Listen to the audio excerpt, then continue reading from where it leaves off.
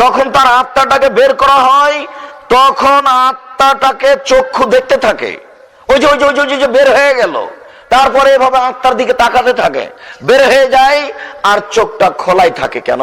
আত্মা যখন বের হয়ে গেছে তখন দেহের মধ্যে আর কোনো শক্তি নেই, এই খোলা চক্ষু বন্ধ করতে পারবে না। মুহাম্মদ সাল্লাল্লাহু আলাইহি ওয়াসাল্লাম বলেছেন, তোমরা পাশে যারা আছো, যখন আত্মা চলে যাবে তখন চক্ষু খোলা থাকলে বন্ধ করে দিও, কেননা শরীরটা গরম থাকা পর্যন্ত চক্ষুটা বন্ধ হবে, আর যদি শরীরটা ঠান্ডা হয়ে যায় আর চক্ষু বন্ধ হবে না। টেনে যদি জমা করেন একটু পরে আবার চলে যাবে যেখানে যাওয়ার। ওই সময় তো দেখতে থাকে কিভাবে তার আত্মা বের হয়ে চলে যাচ্ছে। রাসূল সাল্লাল্লাহু আলাইহি ওয়াসাল্লাম যখন আবু সালমাকে দেখতে এসেছিলেন তখন আবু সালমার চোখটা খোলা ছিল, তিনি তার চোখে হাত দিয়ে বন্ধ করার পরে এভাবে কথাটা তিনি বললেন। তারপর আত্মাটাকে যারা ফেরেশতা খুব সম্মানী তারা হাতে লুটে নেয়, আর তাদের হাতে থাকে একটা সুগন্ধিপূর্ণ কাপড়, তাতে জড়িয়ে নেওয়া হয়, দিয়ে আকাশের দিকে যেতে থাকে। আকাশের ফেরেশতারা স্বাগতম জানায়, ধন্যবাদ, তোমরা খুব ভালো আত্মা নিয়ে এসেছো। একটার পর একটার পর একটার পর একটা সপ্তম আকাশে গিয়ে ইল্লিনে তার নামটা লিস্ট করা হয়, তারপরে আত্মা যেখানে থাকবে সেখানে ফেরত দেওয়া হয়।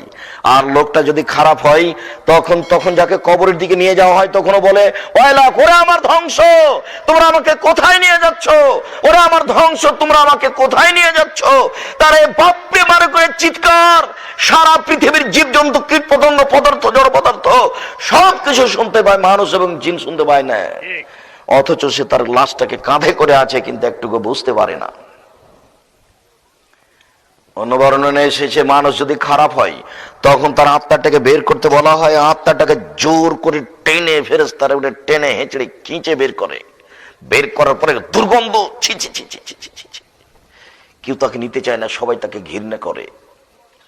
তারপরে এইভাবে আত্মাকে প্রথম আকাশে নিয়ে যাওয়া হয়। প্রথম আকাশে নিয়ে যাওয়ার পরে বলে, ছি ছি ছি, তোমরা কি আত্মা নিয়েছো, খুব দুর্গন্ধময়। তারপর উপরে আর যাওয়া হয় না, ছিটকে তাকে নিচে ফেলে দেওয়া হয়। নিচে ফেলে দিয়ে তাকে সিজ্জিনে লিস্ট করা হয়।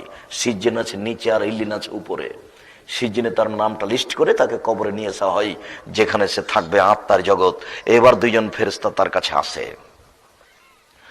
ভালোর বিবরণটা আগে শেষ হয়ে যাক, এরপরে যখন সে উত্তর দিয়ে ফেলে তখন দুইজন ফেরেশতা বলেন, হ্যাঁ আমরা জানি তুমি এই কথাই বলবে, আমরা জানি এটা, নাম ঘুমিয়ে যাও। তখনও বলে, জি না, আর জেলা আলী আমার পরিবারের কাছে ফিরে যাবে। আমি তাদের বলে দেবো যে আমি খুব ভালো অবস্থায় আছি, আমি এখানে থাকবো না, আমি চলে যাব। তখন ফেরেশতা দুইজন বলেন, আরে যাবেন কেন, নাম কাদামতিল আরে ঘুমিয়ে যান বাসর রাতের ঘুমানোর মতো, যাকে কেউ জাগায় না তার প্রিয় মানুষ ছাড়া।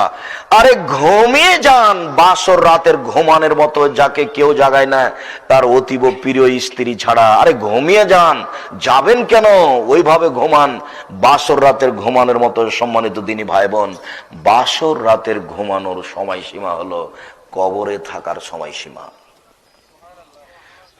কিছু বিদ্বানের কথা, পৃথিবীর জন্ম প্রায় 4 কোটি বছর হয়ে গেছে, আরো 4 কোটি বছর থাকতে পারে। কতদিন হলে জন্ম, কতদিন থাকবে কে জানে।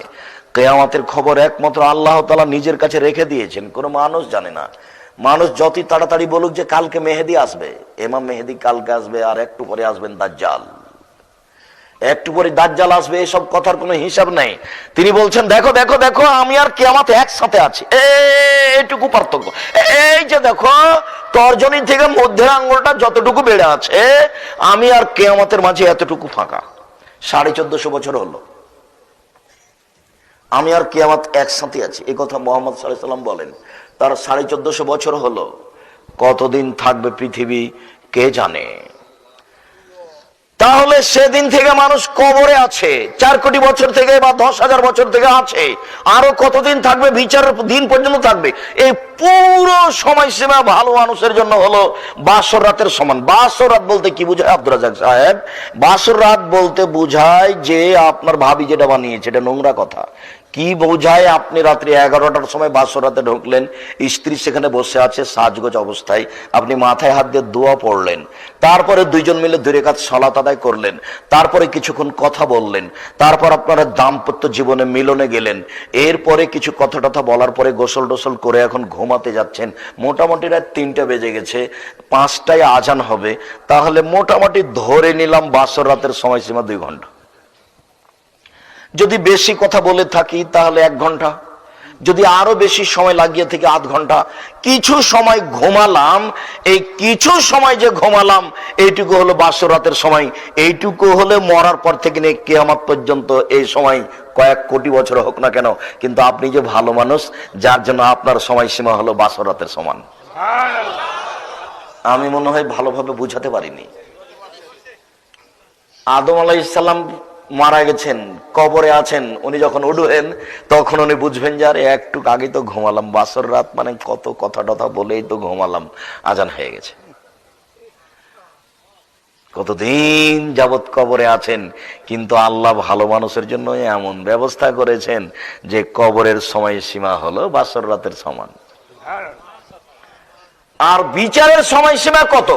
বিচারের সময়সীমা হলো আপনার জন্য ফরজ সালাত আদায়ের সমান। জোহরের 4 রাকাত সালাত আদায় করতে যত সময় লাগবে, মাগরিবের 3 রাকাত সালাত আদায় করতে যত সময় লাগবে, বিচারের মাঠে আপনার বিচার হতে তত সময় লাগবে। ধরে নি 5 মিনিট, 7 মিনিট, ঊর্ধ্বে ধরে নি 10 মিনিট, আপনার বিচার হতে প্রায় 5 থেকে 10 মিনিট লাগবে, এর বেশি লাগবে না। আর যদি আপনার বিচার থেমে যায় কোনো কারণবশত, যদি একদিন থেমে যায় তাহলে 50,000 বছর, যদি 3 দিন আপনার বিচার থেমে যায় তাহলে থেমে গেল 1.5 লক্ষ বছর। বুঝাতে পারলাম না বিচারের মাঠ কতদিন?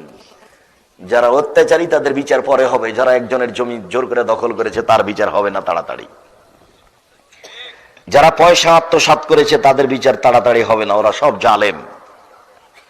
যারা পয়সা আত্মসাৎ করেছে তারা জালেম, যারা দায়িত্ব পালন করতে গিয়ে জনগণের টাকা নিয়ে নিয়েছে তারা জালেম, তাদের বিচার তাড়াতাড়ি হবে না।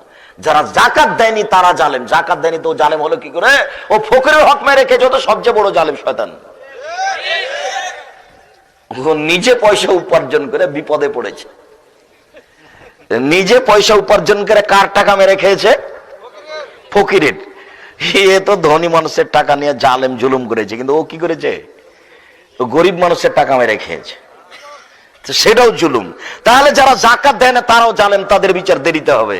একটু যদি বিচার দেরিতে পড়ে যায় তাহলে আপনাকে আমি বুঝাতে পারি না সেটা কত কঠিন। আপনাকে আমি বলেছি একদিন সমান কত?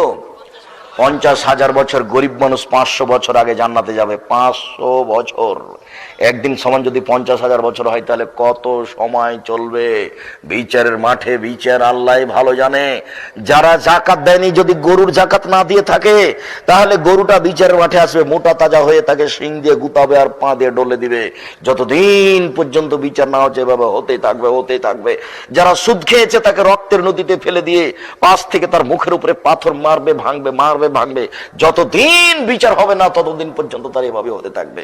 তার বিচার কতদিন চলবে আল্লাহ ভালো জানে। আর আপনার বিচারের সময়সীমা 5 মিনিট। বুঝাতে পারিনি কথা মনে হয় আমার?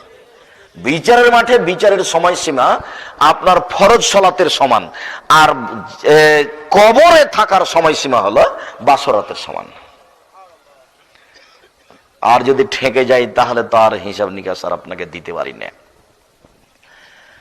2 জন ফেরেশতা বলবেন জি আমরা জানি, আপনি এটাই বলবেন আপনি ঘুমিয়ে যান বাসরাতের ঘুমানোর মতো। তখন বলবেন না আমি এখানে ঘুমানো, বাড়ি ফিরে যাব, আমি বাড়িতে সবাইকে বলে দিব। তখন তারা 2 জন বলবেন জি না ঘুমিয়ে যান বাসরাতের ঘুমানোর মতো, যাকে কেউ জাগাবে না, যার অতীব প্রিয় মানুষ ছাড়া। এই পর্যন্ত এইখানে কথা থাকলো।